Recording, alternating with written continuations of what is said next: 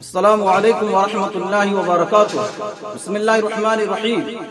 محترم سامعین کرام، آج میں آپ حضرات کی خدمت میں پیش کرنے جا رہا ہوں اپنے ذمہ داروں کی خیر خواہی کرو، ان کو دھوکہ نہ دو۔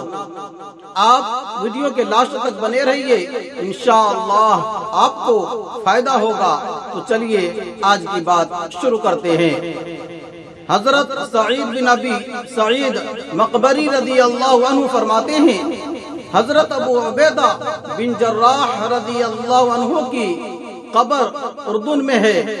جب وہ طاعون میں مبتلا ہوئے تو وہاں جتنے مسلمان تھے ان سب کو بلا کر فرمایا، میں تمہیں وصیت کرنے لگا ہوں، اگر تم اسے قبول کرو گے تو ہمیشہ خیر پر رہو گے۔ نماز کو قائم کرو، زکوٰۃ ادا کرو، رمضان کے روزے رکھو، صدقہ خیرات دو، حج اور عمرہ کرتے رہو۔ ایک دوسرے کو وصیت کرو، اپنے امیروں کی خیر خواہی کرو، ان کو دھوکہ نہ دو، اور دنیا تمہیں اللہ کی یاد سے غافل نہ کرنے پائے۔ اگر کسی آدمی کو 1000 برس کی زندگی بھی مل جائے تو آخر اسے اسی جگہ جانا ہوگا جہاں آج تم مجھے جاتا ہوا دیکھ رہے ہو۔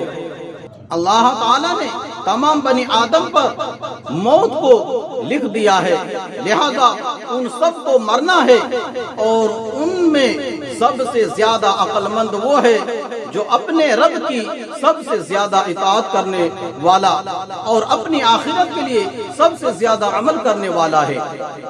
السلام علیکم ورحمۃ اللہ وبرکاتہ۔ اے معاذ بن جبل، آپ لوگوں کو نماز پڑھائیں۔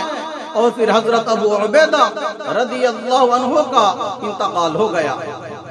پھر حضرت معاذ رضی اللہ عنہ نے لوگوں میں کھڑے ہو کر فرمایا، اے لوگو، تم اللہ کے سامنے اپنے گناہوں سے سچی توبہ کرو، کیونکہ جو بندہ بھی گناہوں سے توبہ کرے گا اللہ کے سامنے حاضر ہوگا تو اس کا اللہ پر یہ حق ہوگا کہ اللہ اس کے سارے گناہ معاف کر دے، لیکن اس توبہ سے قرض معاف نہیں ہوگا، وہ تو ادا ہی کرنا ہوگا، کیونکہ بندہ اپنے قرضہ کے بدلے میں گروی رکھ دیا جائے گا۔ تم میں سے جس نے اپنے بھائی کو چھوڑا ہوا ہے اسے چاہیے کہ وہ خود جا کر اپنے بھائی سے ملاقات کرے اور اس سے مصافحہ کرے۔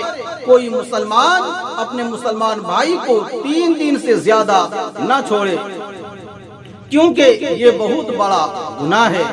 حضرت ابو عبیدہ رضی اللہ عنہ نے فرمایا، مومن کے دل کی مثال چڑیا جیسی ہے جو ہر دن نامعلوم کتنی مرتبہ ادھر ادھر پلٹتا رہتا ہے، اس لیے آدمی مشورے کے تابع ہو کر چلے۔